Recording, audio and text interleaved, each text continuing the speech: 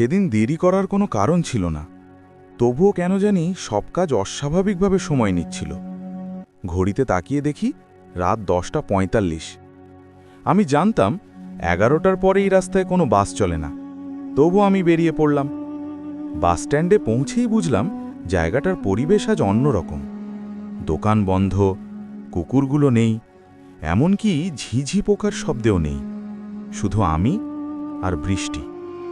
ঠিক তখনই পেছন থেকে হঠাৎ হর্ন। আমি চমকে ঘুরে দাঁড়ালাম। একটা বাস এই রাস্তায় এই সময়! দরজা খুলে গেল। ড্রাইভার মুখ তুলল না, শুধু বলল, এত দেরি করলেন কেন? আমি বুঝতেই পারলাম না সে আমাকে চিনল কিভাবে। বাসে উঠেই বুকটা কেমন চেপে ধরল। ভেতরে যাত্রী আছে, অনেক যাত্রী, কিন্তু কেউ কথা বলছে না, কেউ নড়ছে না। বাস চলতে শুরু করল। জানালার বাইরে তাকিয়ে দেখি কোনো পরিচিত রাস্তা নেই, শুধু কুয়াশা। ঠিক তখন কন্ডাক্টর আমার পাশে এসে দাঁড়ালো। আপনি কি নিশ্চিত আজ আপনার বাসে ওঠার কথা ছিল? সে আমার হাতে টিকিট দিল। টিকিটে আমার নাম, আমার ঠিকানা, আমার বাবার নাম সব ঠিক, শুধু নিচে ছোট করে লেখা ফেরত যাত্রী। আমি হাসতে চাইলাম, কিন্তু হাসি বেরোল না। আমি বললাম, ভাই, এই বাসটা কোন রুটে যায়? কন্ডাক্টর আমার দিকে তাকালো, তার চোখে জল জমে উঠল।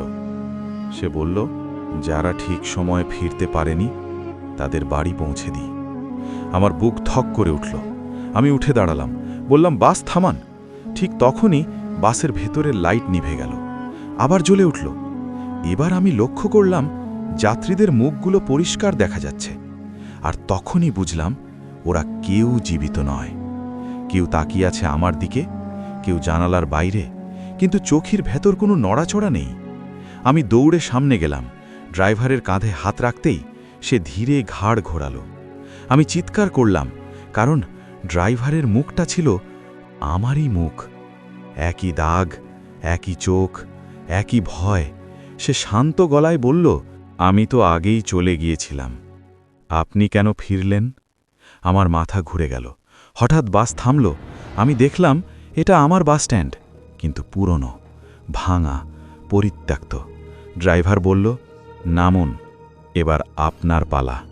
আমি চিৎকার করতে চাইলাম। ঠিক তখনই ঘুম ভেঙে গেল। আমি নিজের বিছানায়, ঘাম ভেজা শরীর।